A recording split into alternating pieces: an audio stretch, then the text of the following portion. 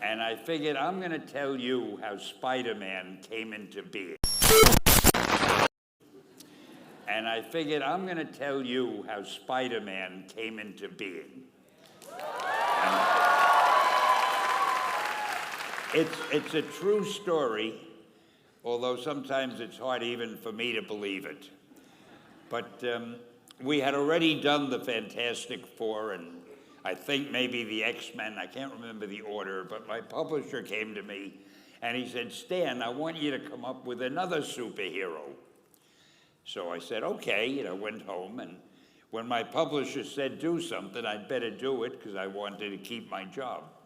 I thought, what can I come up with now? And the most important thing in a superhero at first is the superpower. Once you get that, everything else comes along. So I thought, what power will I give a new guy? And I saw a fly crawling on the wall. And I said, hey, if I could get a superhero that could stick to walls and crawl on them, man, that would be cool. And no, I'm lying to you. I don't think the word cool was in use then. I probably said it'll be groovy. I'll never lie to you. So I thought that was good. Now I needed a name. So I said, well, let's see, Fly Man, Mosquito Man. I got down to Spider-Man. Spider-Man. It just sounded dramatic. So, okay, I had my hero, I had his power, his name, and then I figured just for fun, I'm going to give him personal problems, because except for you people who are that your lives are perfect, but most other people have personal problems. And then I thought I'd make him a teenager, because there were no teenage superheroes that I knew of at the time. So armed with all that wonderful material, those great ideas, I ran into my publisher's office and I told him. This was my reaction, the reaction he gave me. Stan, that is the worst idea I have ever heard. First of all, and he started to give me his, because he's a very logical man, very intellectual. First of all, people hate spiders, so you can't call a hero Spider-Man. You want him to be a teenager? Teenagers can only be sidekicks. And you want him to have personal problems? Stan, don't you know what a superhero is? They don't have personal problems. Well, I left the office disappointed, but obviously a much wiser man. And I couldn't get Spider-Man out of my system. So we were about to kill a magazine. I think it was called Amazing Fantasy. It wasn't selling well, and we were sending the last issue to press. When you do the last issue of a magazine, nobody cares what you put in it because the book is dying. Just to get it out of my system, I put Spider-Man in Amazing Fantasy, featured him on the cover, forgot about it. A month later, all the sales figures came in. My publisher came racing into my office.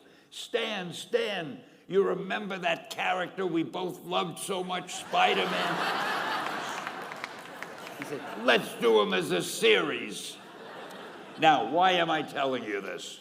Besides the fact that I have to kill a little time.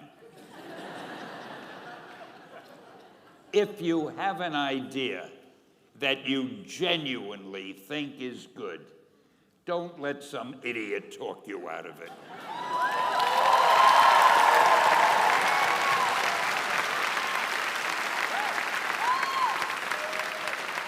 Now, that doesn't mean that every wild notion you come up with is going to be genius, but if there is something that you feel is good, something you want to do, something that means something to you, try to do it.